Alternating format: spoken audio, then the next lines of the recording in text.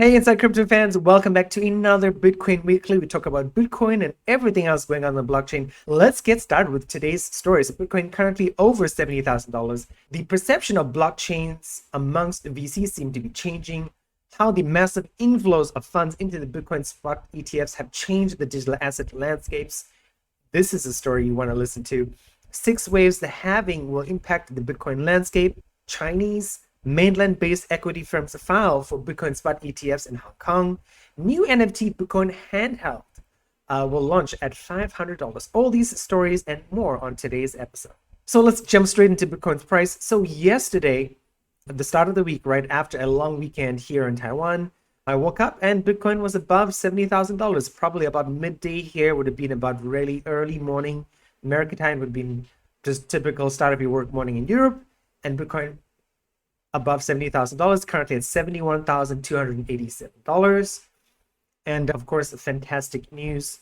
I haven't seen too many stories again about why this has happened. This just might be positive news about the Bitcoin spot ETFs. I did see a story where despite all the outflows last week, a net overall, when it comes to all the Bitcoin spot ETFs, there was an overall net inflow of about, I think, under $1 million, something around that line. Which, given all the sort of negative economic news last week, that was great to see. And again, with this current price point, you're going to see lots of stories about Bitcoin at $150,000 at the end of this year, Bitcoin at $79,000, Bitcoin at $80,000 at the end of this month. So I've skipped all of those stories for today because we always talk about price appreciation stories and price speculation stories.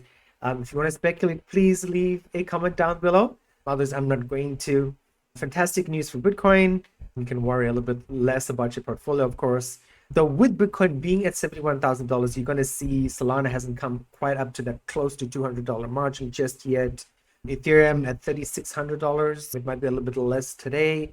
Bitcoin has definitely come back the most, and the other altcoins are still lagging behind in terms of performance.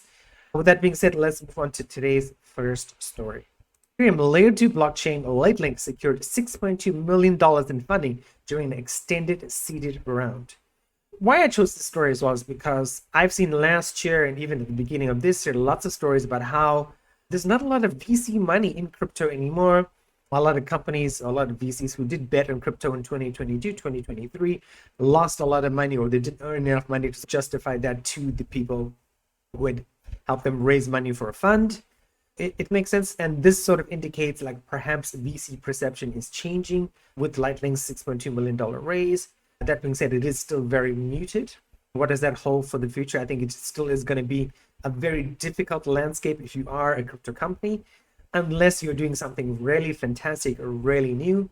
I'm surprised somebody would want to fund another Ethereum Layer 2, in the sense that there are a bunch of really successful Layer 2s. We talked about Manta, we talked about Blast. Check out the 21Co Twitter account where we released a graphic comparing the TVL in Layer 2 solutions. And you can see Arbitrum and Manta and Blast are one of the 3 big solutions. Optimism, of course, not to mention Base. But there's a bunch of other solutions and they haven't really taken on a lot of money. The most of the TVL is captured by these top 5 solutions. That being said, VC changing perception is something we should be excited about, should be happy about, because that could potentially mean a greater differentiation of projects, more interesting things happening in the crypto space, beyond Bitcoin being wonderful, beyond Ethereum being wonderful. Hopefully we can see even more awesome, interesting use cases for crypto, for blockchain, for digital assets. Let's move on to today's second story. Massive inflows of funds into the Bitcoin ETFs will shape the future of digital assets. This is without a doubt very true. When the US said yes, there can be spot Bitcoin ETFs, everyone was happy. The entire crypto market went up, alts went up, solutions like stacks, right, which are very dependent on Bitcoin, of course, went up. But overall, this sees positivity for the space, right? Because if you're a crypto company, if you're a small crypto project, you're like, oh yes, if Bitcoin can do it, so can we, right? This leads smaller founders to be like, yes, I want to participate in this space. I was a little bit lacking confidence before, but now I think I can do it. I can make this project successful. I can find my niche, or I can find a broader market appeal. This is great news, right? So I think this has definitely changed the landscape. Whereas before, towards the end of 2023, people like crypto is done, it's not going to happen anymore, crypto is dead. AI, all hail the AI queens or kings, right? So I think this is great news. It has changed the landscapes. I think what will solidify this even more if we do get a spot Ethereum ETF in May, or at least sometime this year, if that can actually happen, that will solidify crypto as an asset class, as something that's going to be around for a long time. And hopefully once that happens, we can then see this sort of market appreciation. We can see more solutions being built on top of Ethereum in terms of layer 2s, and that would be fantastic. But definitely the inflows and the media surrounding the ETFs has definitely helped the entire crypto market, from going back to a $1.6 trillion market cap to renewed VC interest, as we talked about in our previous story. All good news. Let's move on to today's next story. Bitcoin's hash rate will not drop by that much. Basically, this article is an article from CoinDesk, which says these are the 6 things that are going to change after the halving. A very fantastic article. 21 Shares, 21 Co. have done some things about this. Later on today, we'll release a Bitcoin halving Twitter thread, which sort of highlights our June dashboard built by our analyst, Tom Wan. So one of the first things to see is Bitcoin's hash rate will not drop by that much. And again, hash rate is the number of miners participating in the network. And again, this sort of makes sense, right? Is that the price of Bitcoin has appreciated. Even if you're a miner and you're mining at X amount of dollars, you're probably not going to stop mining because you're earning less money. And we're going to rely on the fact that the price of Bitcoin is going to go up.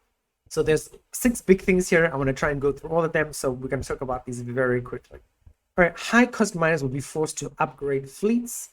So this is an interesting story because I did see something from Cointelegraph where they saw like people were mining Bitcoin at a cost of $71,000. It was like Hawksite mining or something like that. I could be confusing with the name. It's an interesting idea. I think some people are going to be mining at a loss, and that's fine. And it also is different to the idea of upgrading their fleets. So this is saying that people are going to upgrade their existing miners to maybe more efficient miners, because some people have really old Bitcoin miners that don't perform as well, that use more electricity. So it makes sense to upgrade their miners. And I think that does make sense. At the same time, I think some people, maybe more retail miners, will be willing to mine at a loss. But we'll have to see how that sort of pans out. Miners will find creative ways to increase profits. So lots going on in the Bitcoin space. Right? We know one of the biggest ways that miners are increasing profits, or they're relying on revenues, is the idea of Bitcoin ordinals or inscriptions, right? Where it's quote unquote NFTs in Bitcoin, but they're not just NFTs in Bitcoin. They're things you can put on the Bitcoin blockchain that are there forever. So that it can be text, it can be pictures, it can be other information. And the rise of this has definitely increased Bitcoin miner revenues to a significant extent. We're talking multi-million dollars. And it's definitely possible, right? There could be other ways that miners figure out in order to increase money. As a mining machine, you can sell the heat generated from your miner to heat up buildings, which might be another way to increase your revenue. So there are lots of possibilities I think miners will find in order to increase their profits. Okay, we've gone through 3 of these. If I go through all 6, we'll go past the limit for today's stories. So please read the rest of them and let me know what you think. Let's move on to today's next story. Chinese mainland equity funds have apparently expressed interest in issuing Bitcoin spot ETFs in Hong Kong. So this is a fantastic story because it's interesting, right? Because the Chinese government has clamped down on cryptocurrency. So I remember we interviewed a guest who was based out in Shanghai, and that company was selling Bitcoin wallets, right? And that was totally fine. And I asked the guy a question. I'm like, do you think there'll ever be crypto payments in China? And with the digital renminbi, he was like, yes, but with Bitcoin, basically any sort of currency where the government doesn't control, he doesn't think that's a possibility to ever come back again. But maybe the government agrees now in China that, like, yes, the regulated instruments where this is somebody just holding an asset, right, via an ETF, that this is okay. Lots of countries seeing the success of the US ETFs will definitely be like, okay, we want to do this right. If this actually happens, I'll be very impressed. At the same time, we've seen lots of news and lots of hotness from Hong Kong saying, we want to do this. We're going to be the lead for crypto spot ETFs in Asia. It hasn't quite happened just yet. And at the same time, though, it's like people like me are here in Taiwan. I can buy Bitcoin spot ETFs via eToro. So what would be the advantage of me buying something in Hong Kong or buying something, in the States via eToro, which would be an interesting thing because, like most people out in Taiwan and Korea, in Japan can buy these sort of products via Ethereum. Why would you want to buy them via your local exchange unless you prefer them, unless there's a difference in prices, like maybe they're charging less money?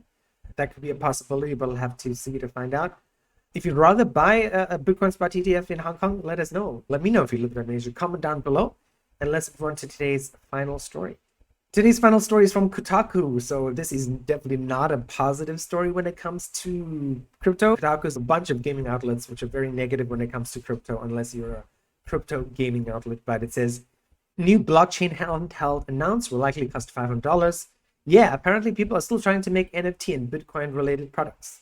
𝕂𝕦𝕕𝕚 Games has revealed a new retro-inspired handheld gaming console that would allegedly, again, this is not out yet, we don't know about this, so please do your own research, earn Bitcoins while playing games that are connected to the larger blockchain network. So Bitcoin makes me think of the influencer who lost his own channel. And he doesn't own Bitcoin anymore. Hopefully this is not connected to him, because that guy has a super bad reputation. That being said, I wonder how this would work. Play games and earning sats. I don't think you can be earning 0.001 Bitcoin. This is going to be earning 1,000 Satoshis or 2,000 Satoshis, I imagine. And if you're continuing to play these sort of games, maybe you do end up with $100 of Bitcoin at the end of the year. I wonder what the mechanics are like. There are a bunch of successful crypto games out now. I play one of them, which is Sunflower Land, which is a farming game. And if you watch my other YouTube channel, ℊ𝕦𝕡𝕡𝕠𝕕𝕠, I'm a big fan of cozy farming games. So I think this is interesting. $500 is a big price. For $500, you can buy a Steam Deck or an Asus ROG Ally, of course, which doesn't allow you to earn money. So I wonder how the economics of this are going to work. So maybe I would imagine this does allow you to earn some sort of money, but it's like the long play where you do get to earn back value of this after some time. These guys must be earning money on the handheld and potentially from transactions on the network. I would say this is something interesting to follow. If this does perform really well, this could be a way for more people to get into blockchain, more people to get used to the idea of crypto. And maybe these are one of the platforms or games where they don't even mention crypto, right? BitBoy sounds like a cool name, right? And I would say that would be a strategy going forward, right? Which is, again, going back to some of our earlier Inside Crypto podcasts, talking to founders, they were like, yeah, we're just going to remove the word crypto, blockchain, everything, blockchain abstraction from our terminology. Just let people use something that's fun and intuitive and interesting. If this can be done, fantastic. People still believe blockchain gaming is undervalued. I think there's still something that there's a possibility there. I'm about 40% positive in blockchain gaming, but I still haven't seen something that's, yeah, I've got to play this game, or yeah, I've got to own this device, or yeah, it's not like some of the games I play every day on my Nintendo Switch. That is it for today's stories. I hope you guys enjoyed the episode. There will be no Bitcoin Weekly next week. Next week, we'll be talking to someone I'm interviewing on Thursday.